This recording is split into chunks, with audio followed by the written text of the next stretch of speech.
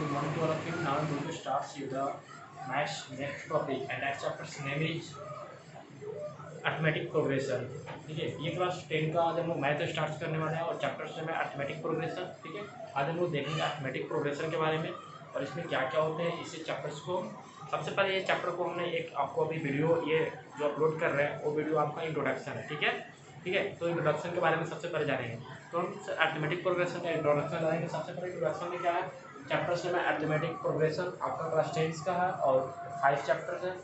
ठीक है, सबसे पहले इसके पहले जानने के पहले सबसे पहले हम सीक्वेंस के बारे में जानेंगे। सीक्वेंस क्या होता है। ठीक है, ये लिखना इसलिए पड़ता है क्योंकि मेरे पास एमबी बहुत कम होते हैं। ठीक, तो इससे क्या होगा कि लिखने पर जल्दी वीडियो बनेगा ना, तो उससे मेरा ये होता है। ठीक है, सबसे पहले अर्थमेटिक प्रोग्रेशन पढ़ने से पहले आप सीक्वेंस के बारे में जानेंगे कि सीक्वेंस क्या होता है। ठीक है, क्योंकि सीक्वेंस का बहुत इंपॉर्टेंट रोल है इसमें। ठीक है, तो सीक्वेंस एक होता है, एक अरेंज होता है। नहीं होता है हम लोग बैठना है तो आपको कैसे बैठना है, तो सीक्वेंस में बैठना है। ठीक है, तो देखिए सीक्वेंस क्या होता है, एक कलेक्शन ऑफ नंबर। ठीक है, सबसे सीक्वेंस क्या होता है, a collection of numbers arrange in a different order according to some different rule. ठीक है, जैसे कोई भी नंबर को नंबर ये है, कोई भी एक नंबर का एक कलेक्शन ले लेते हैं। ठीक है, इसको अरेंज करके एक डिफरेंट ऑर्डर में, जैसे मान लीजिए हम लोग क्लासरूम में बैठे हैं तो सर क्या बोलते हैं, एक सीक्वेंस में बैठना है। सीक्वेंस में बैठने का मतलब कि गर्ल्स एक साइड बॉयज एक साइड बैठना है। ठीक है, और हर बेंच पर 3 लड़के बैठे हैं, तो वो सीक्वेंस हुआ आपका। ठीक है, तो सबसे पहले अर्थमेटिक प्रोग्रेशन पढ़ने से पहले सीक्वेंस के बारे में जानेंगे। सीक्वेंस में क्या बोलता है कि एक collection of number arrange in a different order. एक नंबर का कलेक्शन कर लेते हैं और उसको एक डिफरेंट ऑर्डर में अरेंज करते हैं। ठीक ना,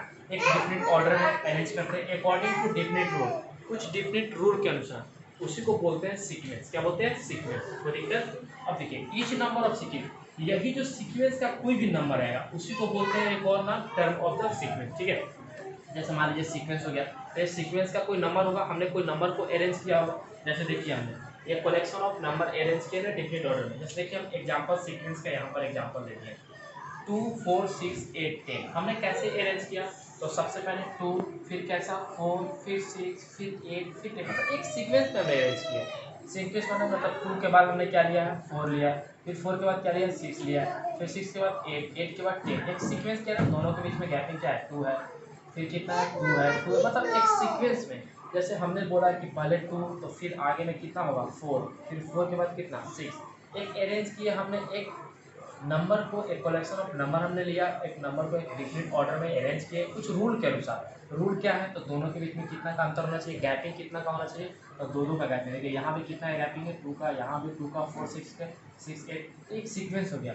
दूसरा में हमने क्या लिया है कि एग्जाम्पल लिया है, ये सीक्वेंस का है। ठीक है, 3 6 9 12 15, ये दोनों में कितना का है, तो 3 का एक टेबल चल रहा है, एक सीक्वेंस चल रहा है कि 3 के बाद कितना आएगा 6, 6 में फिर 3 करेंगे तो कितना आएगा 9, 9 में फिर 3 करेंगे तो कितना आएगा 12, 12 में फिर कितना आएगा 15।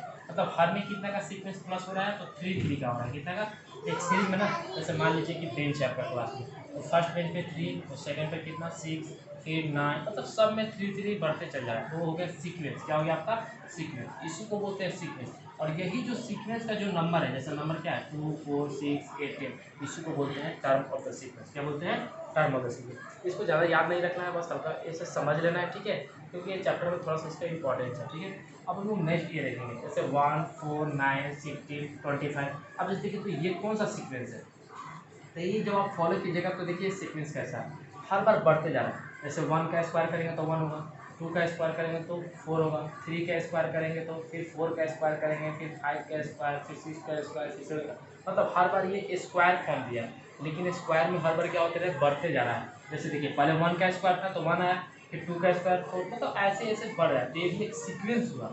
यही सीक्वेंस को बोलते हैं, ये नंबर को बोलते हैं टर्म ऑफ द सीक्वेंस। जैसे इसमें क्यूब से, इसमें क्या चला था, तो स्क्वायर चला था, इसमें क्यूब चल गया। देखिए 1 का क्यूब कितना होगा 1, 2 का क्यूब कितना होगा 8, 3 का क्यूब कितना होगा 27, 4 का क्यूब कितना होगा 64, 5 का क्यूब कितना होगा 125, फिर 6 का क्यूब। ठीक है, यहाँ आप स्क्वायर चल रहा है, क्या चल रहा है, स्क्वायर। जैसे मान लीजिए 2 का स्क्वायर हमने किया, फिर ये क्या चला 3 का स्क्वायर चला, फिर ये करेंगे तो कितना का स्क्वायर चल रहा है 4 का चल रहा है, फिर ये कर रहा है तो कितना का चल रहा है 5 का स्क्वायर चला। उसी तरह ये क्यूब चल रहा है, जैसे 1 का क्यूब हो गया, ठीक है, ये कितना का क्यूब चल रहा है, 2 का क्यूब चल रहा है, ये कितना का चल रहा है, 3 का आपका क्यूब चल रहा है। मतलब इसी तरह से एक सीक्वेंस में चल रहा है। ठीक है ना, क्योंकि हर क्यूब तो एक क्यूब में बढ़ते जा रहा है। अब यहाँ पर देखेंगे मेन आपका यहाँ से हमारा टॉपिक स्टार्ट हुआ अर्थमेटिक प्रोग्रेशन। अर्थमेटिक प्रोग्रेशन क्या होता है? यही जो सीक्वेंस होते हैं ना, यही सीक्वेंस का जो सीक्वेंस में ये अरेंज होते हैं, तो इसको हम लोग एपी भी बोल सकते हैं, क्योंकि सबके बीच में समान है। ये दोनों के बीच में 2 का अंतर है, तो यहाँ भी कितना का अंतर है? 2 का। फिर यहाँ भी कितना गैपिंग है? 2 का गैपिंग है। फिर यहाँ पे कितना का गैपिंग है? 2 का गैपिंग है। तो ये दोनों के बीच में तो सेम है, तो ये सीक्वेंस में है, यही सीक्वेंस को बोलते हैं AP. A sequence is called, यही सीक्वेंस को क्या बोलेंगे हम? एपी बोलेंगे। ए सीक्वेंस इज कॉल्ड एपी। ये एपी फॉर्म में कब होगा? जब उसके बीच में जो डिफरेंस होगा वो डिफरेंस क्या होगा? कांस्टेंट होगा। वो डिफरेंस क्या होगा? कांस्टेंट होगा। ठीक है, ये सीक्वेंस एपी में तब होगा जब दोनों के बीच में डिफरेंस क्या होगा? सेम होगा। जैसे हम खुद देखते हैं, हमने एग्जांपल पहला क्या लिए थे? एग्जांपल हमने कितना लिया था? ये लिए थे 2, 4, 6, 8 और 10। ये दोनों के बीच में अगर डिफरेंस करेंगे तो कितना होगा? 2 आ रहा है। ये दोनों के बीच में डिफरेंस 2 आ रहा है। ये दोनों के बीच में डिफरेंस 2 आ रहा है। ये दोनों के बीच में डिफरेंस, तो सबके बीच में कॉमन डिफरेंस क्या आ रहा है? सेम आ रहा है। ठीक है, 2 कॉमन आ रहा है। ठीक है, वही कॉमन को बोलते हैं डी। तो इसीलिए ये सीक्वेंस को हम लोग क्या बोलेंगे? एपी बोलेंगे। ठीक है, this constant is denoted by D.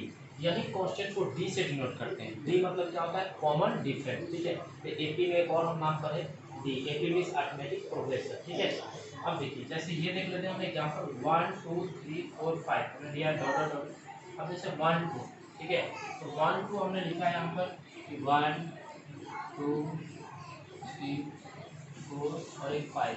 सबके बीच में अगर हम कॉमन डिफरेंस देखेंगे, ये दोनों के बीच में कितना का है? तो सबसे पहले क्या करते हैं ना कि इसको जो होता है ना, जो पहला होता है, इसको फर्स्ट टर्म बोलते हैं। इसको क्या बोलते हैं? First term. तो मान लीजिए इसको हमने मान लिया कितना, इसको सुपरडेट हम मान लेते हैं, कितना मान लेते हैं? ए मान लेते हैं। ठीक है, इसको मान लेते हैं A1, इसको कितना मानेंगे? A2, इसको कितना मानेंगे? A3, इसको कितना मानेंगे? A4 और इसको मानेंगे A4। तो सबके पहले एपी देखने के पहले हम सबसे पहले इसके बीच में डिफरेंस देखते हैं। तो सबसे पहला मेरा काम क्या होगा? तो A2 में से A1 को घटाएंगे, A2 माइनस A1। तो A2 माइनस A1 में क्या होगा? 2 माइनस 1 इक्वल टू कितना होगा? 1। फिर उसके बाद में A3 में से A2 घटाएंगे, तो A3 माइनस A2। तो A3 कितना दिया हुआ आपका? 3 माइनस 2, ये भी कितना होगा? 1 होगा। ठीक इसी तरह से हम लॉजिकली यहाँ क्या करेंगे? तो A4 में से A3 को घटाएंगे, A4 माइनस A3।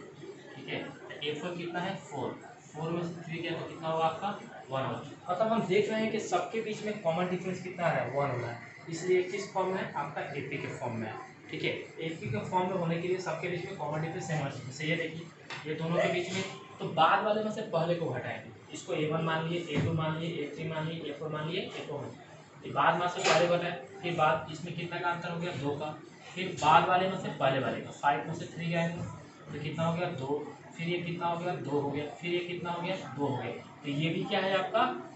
कॉमन है सब में। यही कॉमन को बोलती है डी, मतलब कॉमन। तो सबके बीच में डी का मान, कॉमन डिफरेंस का मान क्या होगा? सेम है, इसलिए किस फॉर्म में होगा? एपी फॉर्म में होगा।